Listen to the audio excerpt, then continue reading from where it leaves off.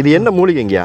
இது வந்து குரங்கு மூலிகைன்னு சொல்லுவாங்க. குரங்கு மூலிகையா? ஆமாம் ஆமாம் ஆமாம், ஆஞ்சநேயர் மூலிகை. இது வந்து என்னன்னா குரங்கு இதை தான் வந்து நல்லா சாப்பிடும். ஓ, இது சாப்பிட்டா பசி அதிகம் இருக்காதா? பசி இருக்கிறது கம்மியாகும். அப்போ இதை வந்து தினந்தோறும் சாப்பிட்டு வந்தா என்ன மருத்துவ பலன் அப்படின்னா, பசியை வந்து தூண்ட விடாம தடுக்கும். எனர்ஜியே அது கொடுத்துட்டே இருக்கும். ஆமா, ஆனா கடினமான பாறை இடுக்குல தான் இது. பாறை இடுக்குல தான் நிறைய வரும். நமக்கு சுறுசுறுப்பு கொடுக்குதுன்னா இதை சாப்பிட சாப்பிட சும்மா இவ்வளோதான் சாப்பிடலாம், ரொம்ப எல்லாம் சாப்பிடக்கூடாது, கொஞ்சோண்டு தான். ஆமாம், அப்படியே போட்டு நம்ம மென்று சாப்பிடலாம்.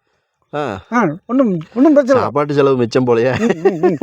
இது சாப்பிடும்போது என்ன செய்யலாம், லேசாக நம்மங்க இந்த ஓலையை சாப்பிட்ட மாதிரி இருக்கும். பசியை வந்து அதிகமாக எடுக்க விடாது, கட்டுப்படுத்தும். எனர்ஜியும் கொடுக்கும்.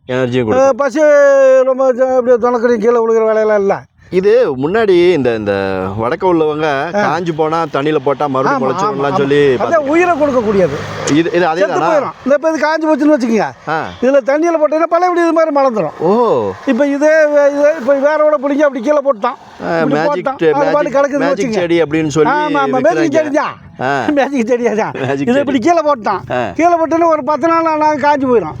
ஓ, காஞ்சு போச்சே அப்படின்னு சொல்லிட்டு மழை பெஞ்சா மழை மழை விரிஞ்சிடும். அப்போ நம்ம தண்ணிக்குள்ள போட்டோம்னா உடனே மலர்ந்துடும். வெட்ட தளர்ந்துக்கிட்டே இருக்கான். நம்ம உயிராற்றல அதிகமாக பெருக்கிட்டே இருக்கோம். உள்ள சாப்பிட எனர்ஜியை கொடுக்கக்கூடிய பொருள்.